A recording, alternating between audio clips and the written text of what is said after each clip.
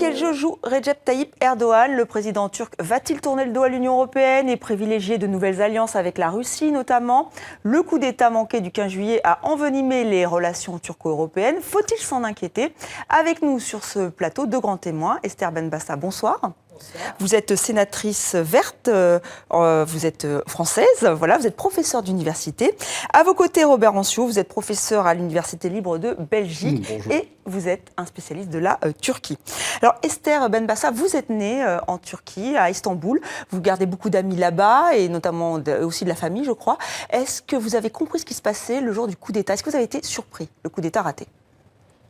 J'ai été surprise, c'est vrai, mais en même temps, depuis longtemps, je me dis, il va y arriver quelque chose. C'est pas possible qu'il continue dans cette lancée autoritariste. Je me posais la question, comme nombre des gens que je connais, puisque un jour, il allait arriver quelque chose. Mais là, c'est vrai que depuis 1997, il n'y avait pas eu de coup d'État et on était tous surpris parce que l'armée avait été décapitée depuis un moment.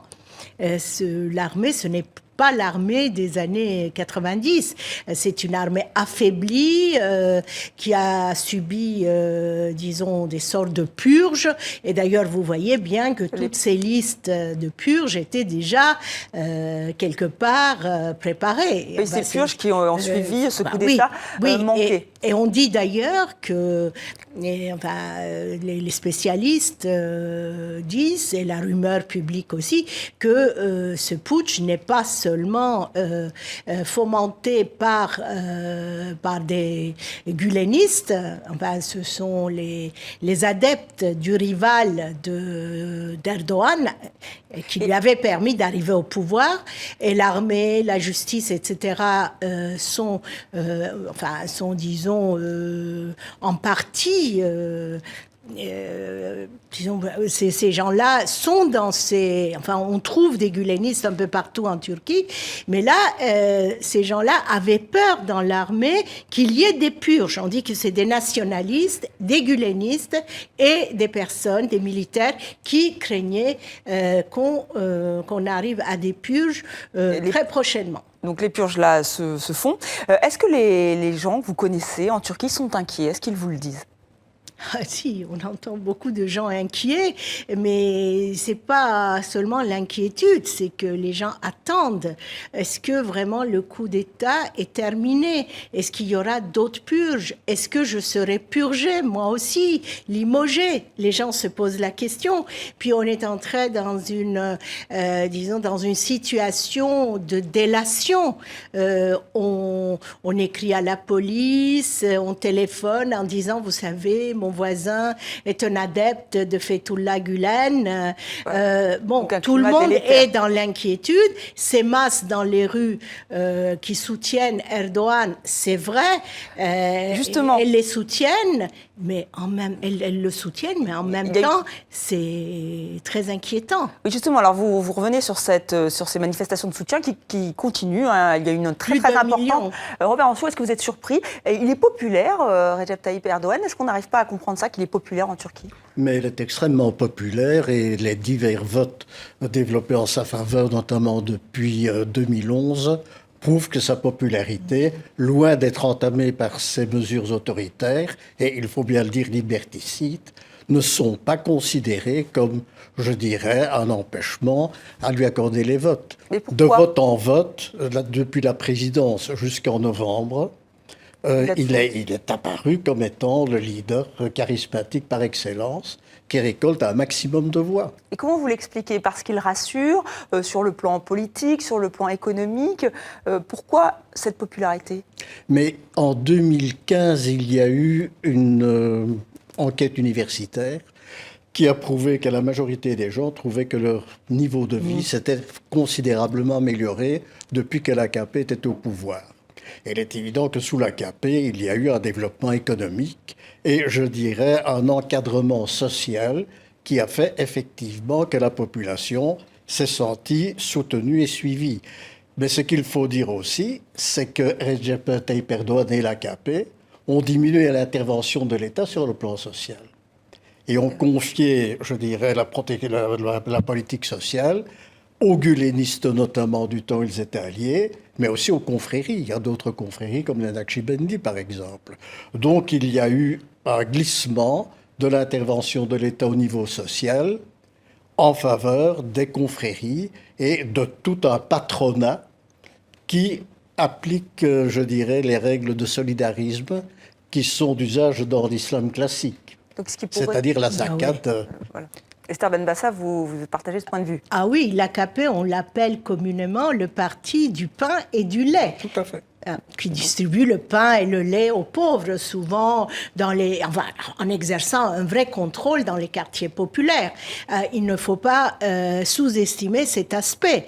Il y a un contrôle social, une aide aux pauvres, et puis ce développement économique dont mon collègue a parlé, mais un développement économique lié quand même aux investissements étrangers. Est-ce que dans cette situation, les investissements vont continuer? Voilà le problème. La question se pose. Alors c'est vrai que vous avez vraiment plaidé pour que la Turquie intègre l'Union européenne. Oui. L'Union européenne qu'on entend très peu en ce moment et pourtant les purges sont très fortes.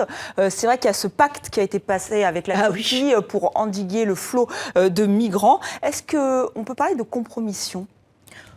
Oh, je n'irai pas jusque-là. Je dirais seulement que l'Union européenne suit avec beaucoup d'angoisse ce qui se passe et essaye de ne pas trop élever la voix parce qu'il y a au bout pas ce compromis, mais cet accord passé sur les réfugiés. Et l'Europe a peur de se retrouver avec les réfugiés renvoyés par la Turquie vers l'Europe, avec des flux qui arriveront. Alors, il y a ça, et c'est un pays qui fait partie de l'OTAN, et les Européens ont très peur. Vous savez bien que les opérations militaires à l'endroit de Daesh partent d'une base qui se trouve en Turquie. Et tout le monde est dans cette attente. Mais en même temps, n'oublions pas que la Turquie est un partenaire. La Turquie est aux portes de l'Europe. Certains experts parlent de désoccidentalisation. D'ailleurs, Erdogan a parlé de la peine de mort qu'on pourrait réintroduire. Donc on sent bien que là, c'est peut-être une provocation, mais il sait très bien que s'il réintroduit la peine de mort, c'est fini avec l'Union européenne, même si c'est un marché de dupes. Est-ce que vous pensez qu'il y a une désoccidentalisation de la Turquie ? Quand on connaît bien la Turquie, on ne peut pas parler de désoccidentalisation. Les grandes villes de province, probablement, les villages encore plus, mais lorsqu'on voit Istanbul avec un nord bourgeois très occidentalisé, des écoles étrangères où on envoie ses enfants pour apprendre des langues étrangères, ce n'est pas un pays désoccidentalisé. C'est un pays qui est en train de plonger dans un islamisme de plus en plus rigoriste et nous avons notre part de responsabilité. Nous n'avons pas su terminer, faire achever les réformes en Turquie et en prenant la Turquie dans l'Union européenne, peut-être nous aurions verrouillé le terrorisme et nous n'aurions pas assisté à cette dérive de type quand même dictatorial. Alors justement, l'Union européenne, ce marché n'était pas un marché de dupes, Robert Ancio, c'est-à-dire promettre une intégration, alors que finalement on a l'impression que l'Union européenne savait que ça ne se ferait jamais et maintenant les Turcs n'ont plus d'illusions. Mais je dirais que les Turcs, enfin une bonne partie des Turcs et les intellectuels n'ont plus d'illusions depuis longtemps. Oui. On se rend compte que l'Europe est en train de lanterner la Turquie. C'est un partenaire, disons, qu'on juge indispensable dans la région. Mais la Turquie n'a jamais été considérée ni par l'allié américain ni par les Européens comme un État occidental. Il est considéré comme un auxiliaire d'une importance stratégique indiscutable, mais au niveau du Moyen-Orient. Et personne n'a jamais considéré, en finale, que la Turquie pourrait un jour faire partie du monde occidental à proprement parler. Alors, vous posiez la question, y a-t-il désoccidentalisation ? Je répondrais non. Disons que même le MUSIAT, l'association des entrepreneurs indépendants de tendance favorable au parti islamique, ne sont pas moins occidentalisés que les patrons de la TUSIAD, c'est-à-dire donc la centrale patronale laïque. Mais en revanche, Le problème, c'est que tout ce petit monde, à mesure que les affaires ont marché et que leurs affaires ont de plus en plus mis en contact avec l'Occident, il y a de toute façon une occidentalisation au niveau des comportements, des mœurs. Tout ce qui change, c'est au niveau de l'éthique et de la morale. mais est-ce qu'il n'y a pas un rapprochement? On l'a vu, Erdogan était hier à Saint-Pétersbourg en Russie. Est-ce que ce rapprochement-là, vous y croyez avec la Russie? Mais je crois que les deux pays ont un intérêt considérable à améliorer leurs relations. Et ça a été, disons que la rupture des relations amicales entre la Turquie et la Russie ont été dommageables pour les deux parties. La Russie s'en est rendu compte, la Turquie aussi en envoyant notamment une lettre de regret pour ce qui s'est passé lors du clash de l'avion russe Su-24. Et apparemment, la Turquie a voulu calmer le jeu, ce qui de la part d'Erdogan est déjà une prise de conscience très nette d'une position, je dirais, délicate. La balle a été saisie au bon par la Russie, qui a un intérêt aussi stratégique à profiter du fait que la Turquie est de moins en moins en prise sur l'Union européenne et que les relations se tendent avec les États-Unis. Et il tente de récupérer un partenaire qui est aussi stratégique pour la Russie qu'il l'est pour les États-Unis et que pour l'Europe. Esther Ben Bassa, Inégal vous y pensez? économiquement, les deux. Oui, ça c'est sûr. Mais, mais les deux hommes se ressemblent. Est-ce qu'ils peuvent faire front commun? Écoutez, je ne sais pas, mais en tout cas, on sait que la Turquie, ces derniers temps, était totalement isolée. La Turquie s'était tournée davantage vers le Moyen-Orient et s'était un peu éloignée de l'Europe.